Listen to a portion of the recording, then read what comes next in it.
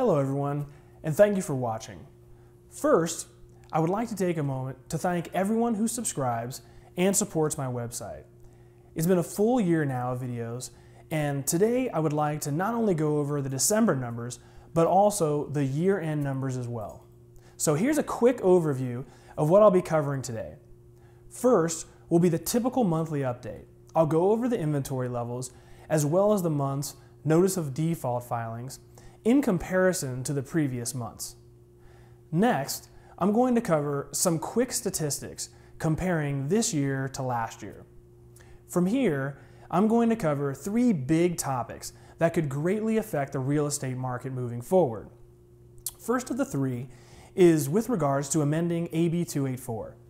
The second has to do with homeowners associations and their right to inflate fees when placing liens on properties to foreclose. The last of the three is huge.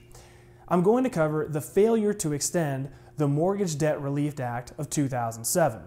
So get cozy, grab a drink, here we go. All right, let's talk November numbers. First, we all know the inventory levels have been abysmal.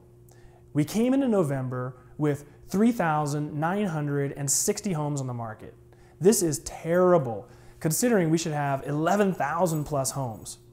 Well, as you can see on the screen now, we managed to drop from 3,960 homes to 3,878 homes by the end of the month. Overall, it was only a 2.1% decline, but the point of the matter is that every week we managed to move in the wrong direction.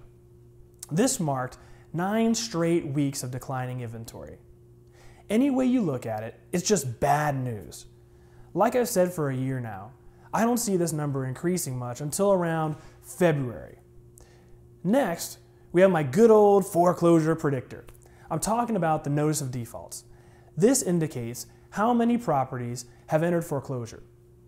Prior to AB284, we were averaging around 3,000 to 4,000 properties a month. So let's take a look at the numbers. As you can see, we're looking pretty much identical to the past 3 months, with the exception of a miserable September thrown in there. So it's obvious to see that so far the post-election climate has not resulted in an uptick of foreclosure activity. We'll see if anything changes in December though. In my opinion, I don't think we'll see many foreclosure starts until around January, since most banks purposely delay foreclosure activity until after the holidays. Now, let's quickly check out some annual change numbers. Hubble Smith of the LVRJ posted an article last week covering the consistent uptick in median home prices, and I think you guys will appreciate some of these statistics. Okay, first is the median sales price. As of November, the median sales price is now $146,000. This is a 16.8% increase in house pricing since last year alone. That's ridiculously huge. We haven't seen appreciation like that since 2004. Next is the actual reason prices have increased this year. The available properties without offers declined 60.6% this year. That's huge. We now have less than half of the properties than we did last year to pick from. What about short sales? Well, short sales are now 41.2% of sales. This is up from 26.8% last year. On the other hand, only 10.7% of sales are foreclosures. Even this time last year, when foreclosures were already slow, more than half the sales were foreclosures. Last but not least, the total units sold in November was only 2,682. This was a 15% decrease in sales from last year. So, moral of the story, we've got around 100,000 people more than 90 days delinquent on their mortgage, but not necessarily in foreclosure yet because of legal changes. Home prices jumped almost 20% because we have too many buyers fighting over 40% of the inventory that we used to. And best of all, 52.7% of sales are cash. Okay, now let's move on to what's happening in the news department of this episode. As you all know, Assembly Bill 284, or simply AB284, has been blamed for much of this inventory shortage this year. I personally spoke to the vice president of a bank servicing company last Thursday, and she told me flat out, "We have more foreclosures for you to list than you can handle. The problem is we're having such a difficult time foreclosing in the state of Nevada." Well, a couple weeks back, there was a great article in the Las Vegas Sun that covered AB284 and the possible repeal of the statute. Although AB284 wasn't intended to necessarily stop foreclosures, it was intended to halt fraudulent foreclosures and hold foreclosing parties accountable. Some people thought this was a great idea, while others, like myself, thought this was more detrimental than good. The bottom line was I knew this would kill foreclosure activity altogether, which sadly I was 100% correct about. As a result, prices spiked, and regular people with FHA and VA loans have been completely disenfranchised by wealthier cash investors. On the other hand, this huge increase in home values has helped out potential sellers who couldn't afford to sell their home previously. And for those investors who were sitting on properties that they had just purchased, they made a very handsome return on their investments this year. At the heart of this debate over AB284 is the inclusion of what's called personal knowledge. As this article so eloquently states, most important, the law requires bank workers to sign an affidavit that they have personal knowledge of a property's document history, or they will face criminal or civil penalties. Essentially, if you're the attorney or authorized employee, say working for Bank of America, and you're handling the file, you now have to vouch for Bank of America. If the paperwork that you received is found to be inaccurate, illegal, or misrepresentative, you can now personally be sued by the Attorney General's office. Common sense time, folks. Would you ever vouch for one of the major banks knowing how many issues they've faced in recent years? I mean, come on. From what I understand, the debate isn't so much about repealing the bill altogether, but simply removing the personal knowledge portion of the bill. But now legislators are fearful of even touching this bill since they're afraid that if they allow banks to start foreclosing again, prices will plummet. So essentially, this is the quagmire you find yourself in when you start tinkering with the market instead of letting it run its natural course. The market was naturally rebounding on its own last September prior to the execution of AB284. Foreclosures in every category were heading downward. Now, we have to decide whether to open the floodgates or continue to keep our heads in the sand and hope that the foreclosure problem will magically resolve itself. Prices simply cannot continue at this pace, or we will create a massive bubble. On the other hand, it's like a dam with a rising water line threatening to either crack or overflow. In either case, January will be telling. Either nothing will be done, or AB284 will be repealed or amended. If I had to guess, I would state that the personal knowledge portion will be removed and a vast majority of foreclosures will be able to resume. Okay, next topic, which I'm going to brush over fairly quickly, involves this debate over HOA management companies. Now, when a homeowner association decides to hire a management company, all they tend to look at is the cost per home in that neighborhood. As a result, most of these companies give rock bottom prices to the association, but then find sneaky little ways to overcharge for basic services. Just this week, I spoke to an owner of a property management company that bragged to me that his system is deliberately set up to send out HOA resale packages after 9 days so that there is a substantial wait, but they're under the legal 10-day requirement. The reason his company takes 9 days to email the homeowner a simple download link that has been available the entire time is because they charge $150 for a rush service. If a homeowner were provided timely service, however, then he wouldn't be able to collect these $150 fees all the time.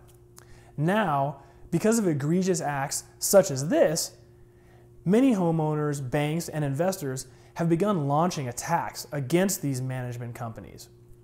Now, the largest issue right now is over what's called a super priority lien. See, when a homeowner stops paying their mortgage, they typically stop paying on their HOA as well. As a result, most foreclosed homes are 1 to 3 years behind in HOA payments. A short while ago, Nevada passed legislation that states that an HOA can only collect up to, but not exceeding, 9 months of past due HOA fees. So even though the homeowner is 3 years delinquent, when the bank forecloses, the bank only has to pay back 9 months out of the 3 years. Ultimately, the homeowners themselves are the losers here, since their own association is now running an income deficit. Now back to the super lien. Well, the issue at hand is that whoever purchases that foreclosure, whether it goes back to the bank or a private investor purchases it, this HOA lien must be paid off. Typically, these liens run upwards of $3,000 to $4,000. Now, consider you have a $40,000 condo with a monthly association dues of $100. The new owner is now responsible for only $900 worth of delinquent dues. But the reality is, these associations turn the delinquencies over to debt collection companies. Then, when the new homeowner comes to pay off the 9 months delinquent dues, they get slapped with a $3,000 to $4,000 bill. See, the management companies make a fortune off of this. They inflate fees through the roof since the law never states how much they can charge for collection of this fee, which is also attached to that lien. So in the end, the actual homeowners association that was shorted many months of lost payments only gets 9 months worth of payments, while the management company that works for them makes 3 times as much.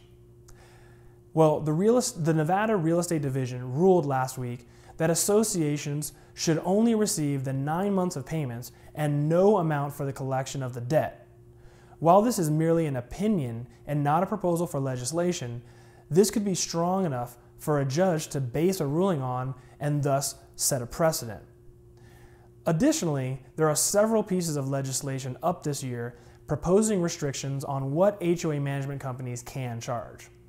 Okay, last but certainly not least is arguably the most important issue facing homeowners right now. This has to do with the Mortgage Debt Relief Act of 2007. Depending on what happens in the forthcoming weeks, I'll dedicate an entire video to this topic. The Mortgage Debt Relief Act was signed by George Bush and was a crucial part of the housing recovery. In order to explain this bill quickly and simply, let's just pretend for a second. Let's say that Mr. and Mrs. Smith own a normal home in Las Vegas. When they bought the home back in 2005, they paid $300,000 and put $0 down. Now, the home is only worth $150,000. Well, since they're upside down by $150,000, they are forced to short sale. So the bank accepts their short sale, and rather than suing Mr. and Mrs. Smith, who have lost their jobs and their entire life savings for $150,000, the bank simply writes off the loss. Well, anytime a debtor writes off a loss, that becomes someone's gain. According to the IRS code, Mr. and Mrs. Smith just made $150,000 this year, since they were able to shed that same amount of debt. According to the IRS, Mr. and Mrs. Smith would now owe taxes on that $150,000. Even if the Smiths were unemployed and made no income that year, the taxes on $150,000 is tremendous. Well, now the Smiths owe the IRS a boatload of cash, after also losing their home and most likely their life savings. No bankruptcy filing will get rid of that tax bill either. So as you can see now, considering the state of the American economy, this was potentially devastating to people of all classes when these property values plummeted. So as a result, the Mortgage Debt Relief Act of 2007 was enacted and absolved individuals for up to $2 million of debt per year. Although it was set to expire in 2009, it was ultimately extended 3 more years. Well, guess what? In 2 weeks, this expires. Perhaps the rest of the country is recovering just fine, but considering we have about 100,000 homes that are beyond 90 days delinquent, it's more than reasonable to state that 100,000 households in Clark County alone will be devastated if this is not extended. Could you imagine 100,000 households in Clark County owing the IRS about $35,000 each? To me, this is a death sentence for Nevada, California, Arizona, and Florida. I simply can't fathom this not being extended. However, I never thought we'd be at the 11th hour still debating this issue. And for the people out there thinking, oh, this is great, now people won't stop paying on their homes and we'll solve the foreclosure crisis by forcing people to stay, you're simply wrong. Like I said, we've got about 100,000 homes in Clark County that are beyond 90 days late. Statistically, once a person is beyond 90 days late, it's less than half of 1% chance that they will get caught up on their mortgage. How many people will be able to catch up on 1 to 2 years of missed mortgage payments? If you're lucky, the banks will allow you to repay and then tack on 2 years of missed mortgage payments back onto the principal of your loan. Now you're farther underwater than you were to begin with. I have yet to hear a logical argument defending the expiration of this bill, for us in Nevada at least. Hopefully this gets extended, and in the next 2 weeks, we can begin the recovery process again. Now, if you managed to stick in there this long, I certainly hope you found the information worthwhile here. If you wish to read any of the articles that I discussed today in this video, or simply have a question or a concern, please feel free to visit my Facebook page, website, or simply contact me directly anytime. Thank you again for watching, and have a wonderful new year.